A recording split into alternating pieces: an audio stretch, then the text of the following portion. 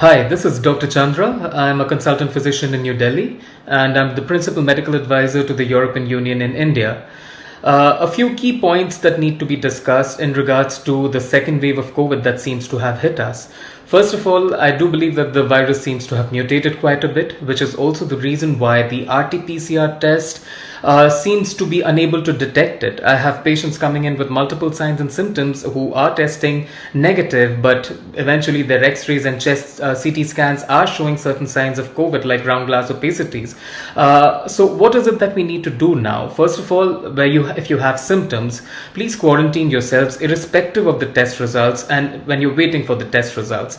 Watch out for new symptoms of the disease, particularly the mutated virus is showing multiple symptoms like abdominal pain, diarrhea, rashes, headaches, bluish discoloration of the hands, of the fingers and of the toes. There's conjunctivitis, there are, like I mentioned, there are rashes, plus there is confusion of the brain, a bit of a brain fog, sore throat of course, along with the older variety. So you have fever, body ache, etc., cough, breathlessness, all of these together. Watch out for these new signs and symptoms.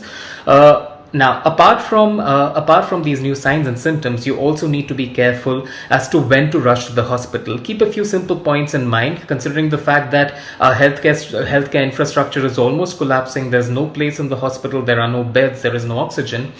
Monitor your signs and symptoms. Speak to your consultant physician, speak to them so that they can start a teleconsultation and start your treatment at home. If your oxygen saturation goes down to below about 92% for more than 2 to 3 hours, irrespective of deep breaths, that's when you need to go to the hospital for oxygen. Also, if your fever does not go down to about 102 degrees Fahrenheit, irrespective of taking paracetamol for multiple doses, that's when you would need to go to the hospital so that your fever can be taken care of. You need to know that the disease is inflammatory in nature, so basically all parts of your body are inflamed. So you will experience body aches, headaches, pain in the chest, pain in the joints, muscle weakness, terrible lethargy. However, all of these can be symptomatically treated by your doctor at home. So it's only if your oxygen saturation drops or if your fever is out of control for a few days, that's when you need to go to the hospital. Okay. Apart from that, just hang in there. We'll get through this like we did the first wave as well. Thank you.